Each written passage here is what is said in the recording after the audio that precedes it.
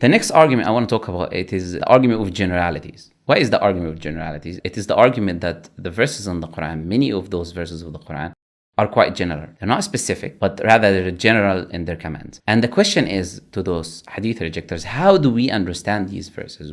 Who helps us to understand how to perform or do these commands that are found in the Quran? According to whose understanding should we be following regarding these verses in the Quran or regarding these commands in the Quran? And the thing is, when you look at these verses in the Quran, these commands can be understood in hundreds of different ways, depending on the person's intellect and depending on what games he wants to play with the Arabic language and whatever he wants to do. So now, according to us, we say that the hadith will restrict those meanings. If it does not give you the right meaning, the only meaning, it restricts those meanings to 2 or 3 different meanings, for example, in which are all accurate. So the hadith is explaining and expounding on the Quran and giving you the details that are missing that you do not find in these verses, and gives you the understanding of the generalities that you find in these verses, how to completely understand them and implement them. We don't need the hadith for that. But that argument is still faulty, because the question is, where did the Prophet get how to pray from? Because according to you, the Quran is the only revelation. So did he make up how to pray? We already established that he cannot make up how to pray. So how did he know how to pray for people to imitate him generation after generation? Today for us to know how to pray. And you will end up like, obviously, an idiot, with like in the nicest way to say, is saying that anyone can make up any way of how to pray. Like certain individuals, like I'll pray whatever way you want to pray, anytime you want to pray, any amounts of rakats you want to pray, according to their own understanding of the prayer. Of course, he brings up the issue of prayer, as all traditionalists do when they're attempting to refute the hadith rejectors. He points out that there simply isn't enough detail in the Quran to know how to perform all the physical movements and chants that defines the mainstream ritual prayer as we know it today. And he is correct. As far as the actual ritual of the Muslim prayer goes, you won't find much instruction in the Quran. Instead, the Quran tends to focus more on the purpose and benefits of prayer, rather than how to actually do it. Now, to me, this just conveys a very clear message in the Quran that the purpose and benefits of prayer, which we can loosely understand as establishing a spiritual connection with God, are far more important than how you physically perform this connection. So for me, this lack of emphasis in the physical rituals of prayer in the Quran is a design feature, not a flaw. And so this obsession by the traditionalists with the details of ritual prayer and getting them perfectly right is a classic case of not seeing the forest for the trees. That is, it's because of their obsession with the minutiae of the rituals, they miss what's actually important. And so if you think about it, although they would never say in so many words, these traditionalists actually believe that this somehow represents a deficiency in the Quran. A deficiency represented by a lack of detail. And to make up for this deficiency, they say we must look to other sources to fill in the gaps. This is despite the fact that the Quran itself tells us that it is revealed in detail, 6114, and a detailed explanation of all things, 12111. So here's a crazy radical thought. Maybe, just maybe, the Quran gives us precisely all we need to know about prayer, and that is mostly related to why we do it and why it makes us better people. And maybe it doesn't tell us how to physically do it because, it just doesn't matter. And that the Quran fully intends for us to establish prayer in whatever way best suits us according to our personal preference, our customs, or our culture. Just as long as we are sincere about truly establishing connection with God and understand the purpose of it. And as a final point, here's the irony. These traditionalists mock the hadith rejectors for not having clarity over what salat involves and how to do it. Well, you know what? If you want a masterclass in confusion and endless uncertainty about how to perform the Islamic prayer, I present to you the hadith-following traditionalist Muslims. Think about it. There is actually very little about the traditionalist salat that is universally agreed upon, starting from how to perform the ablution or wudu, Just go to any mainstream Islamic discussion forum and you'll just be bombarded with endless inane debates about aspects of prayer and which opinion about it is correct. Which hand goes over which hand when standing? Do they go above the waist? What to recite when you make sujood? How you position your feet when you are in the sitting position, etc., etc. These traditionalists bicker far more amongst themselves as to what does and what doesn't constitute proper salat than do hadith rejectors. And in further irony, for all their boasting about certifying and authenticating the proper salat practices with hadiths, the sad reality is that hadith scholars themselves concede that the hadithic authority for all these rituals is actually not that convincing. So here's one expert in that field and a traditionalist Muslim, Dr. Jonathan Brown, spilling the beans.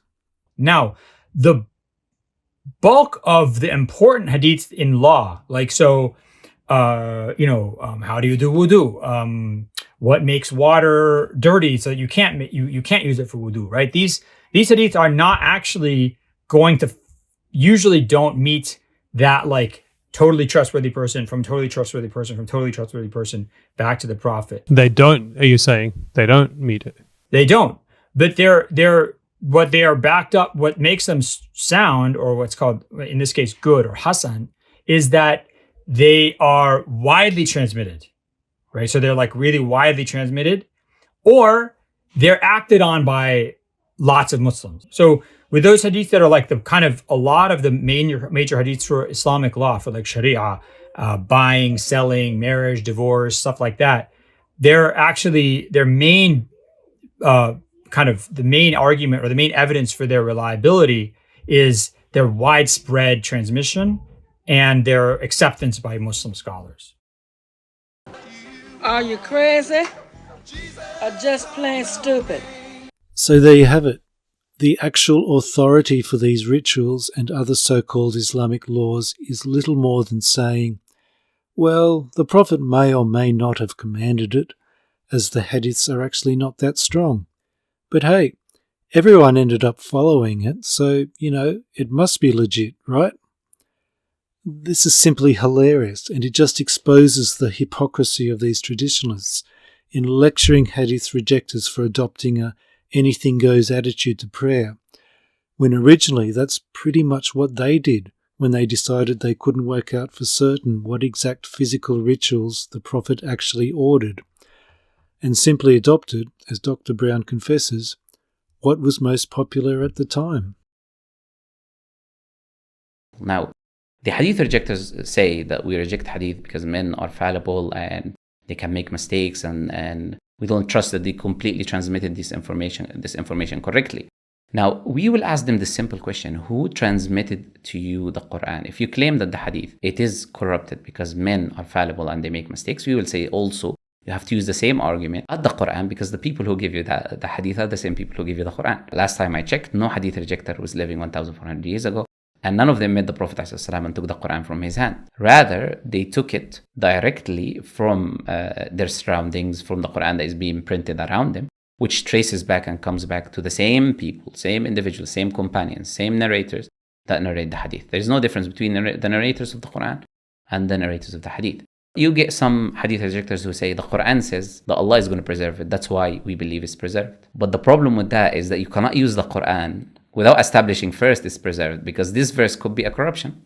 We can argue that this verse that says the Quran is going to be preserved, it is itself corrupted. Someone added it later on. It's not from Allah. So you have to first establish that the Quran is not corrupted. And then next we say, okay, we understand this verse now. Okay, that Allah said it. Now, okay, we accept that it's preserved. But how do you establish first? You need to establish first how it is preserved and how it was passed down to you. So we would like those hadith rejectors to tell us, explain us, give us a rational reason of how did they get the Quran. And isn't it the same companions, the same fallible men that you claim that pass down the hadith are the same fallible men that pass down the Quran to you? So this is a clear logical inconsistency and picking and choosing what you want to follow. So I wanted to address this issue in some detail, as it comes up all the time by traditionalists, thinking it's some sort of slam dunk argument against hadith rejectors. So please bear with me because I think it's a particularly important point to refute. And the idea here is a simple one that on the surface seems most logical and convincing. That if hadith rejectors can't trust the people who transmitted hadiths, how can they trust the transmission of the Quran, given that it was transmitted by those same people, that is, the companions of the Prophet?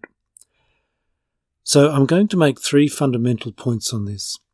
The first point is that obviously the Prophet himself was alive and present during the revelation of the Quran, since he himself was the person who received the revelation. But just as importantly, the Prophet played a very proactive role in ensuring that the Quran was preserved and protected from corruption.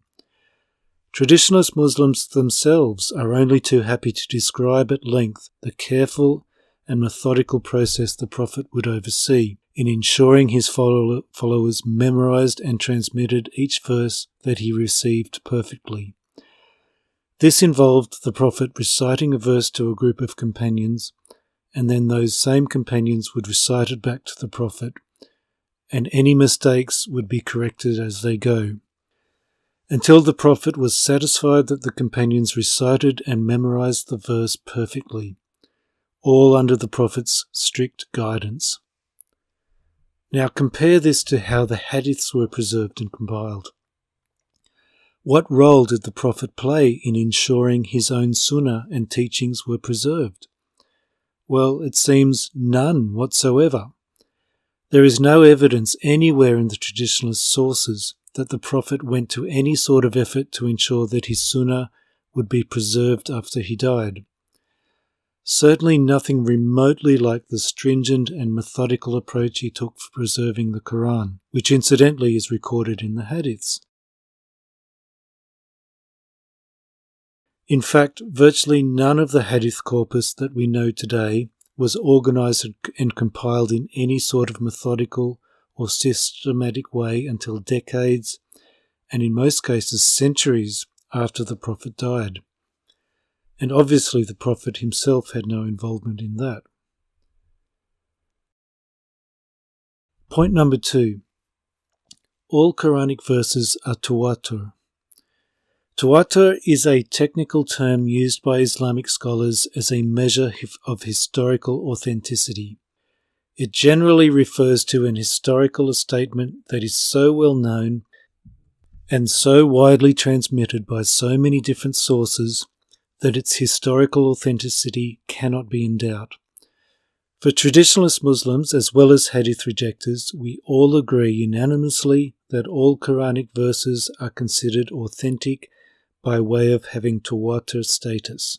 That is because whenever a verse was revealed to the Prophet, he transmitted it to his companions en masse, who in turn transmitted it to each other and their students, as well as to others who were new to Islam en masse. Put simply, there was not a single Quranic verse that was transmitted through one single chain of narrators, or even just a few chains. They were all transmitted through many, many chains.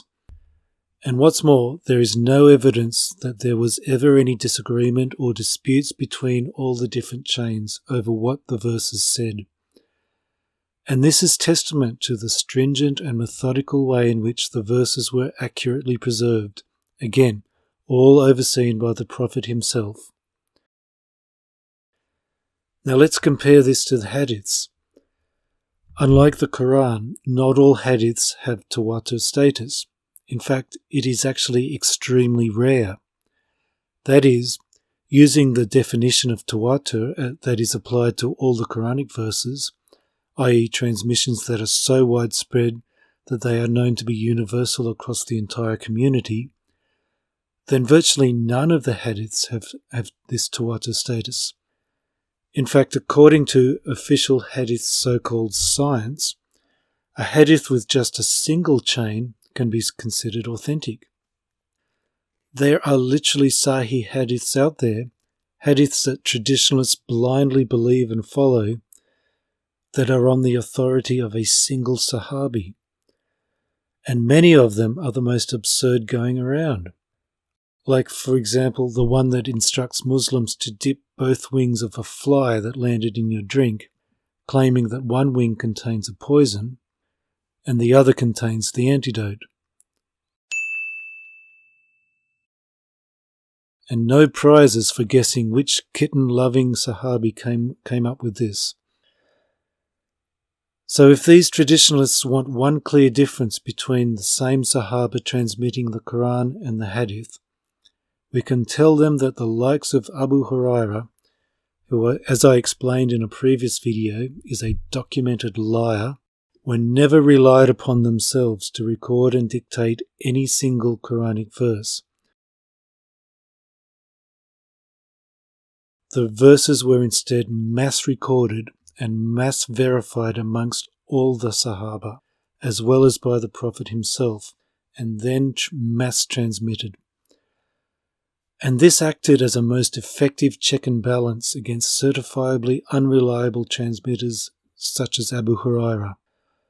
And this obviously was not the case for many, if not most hadiths, which, as I already stated, could easily be graded Sahih on the authority of just a single Sahaba. But that's not the worst of it. Even where multiple chains do exist in hadiths, there is almost never complete agreement between the different chains as to what the hadith says exactly. As I explained in a previous video, hadiths are universally accepted by traditionalists themselves as paraphrastic in nature. In stark contrast, as we have seen, to the Quran, where every word, every syllable, and even every diacritic must be exactly the same across all the chains, and very often different chains of the same hadith completely contradict each other. For example, in 3 different versions of the Prophet's last sermon, all 3 quote the Prophet as saying, "I have left among you that which if you hold fast to it, you shall not go astray."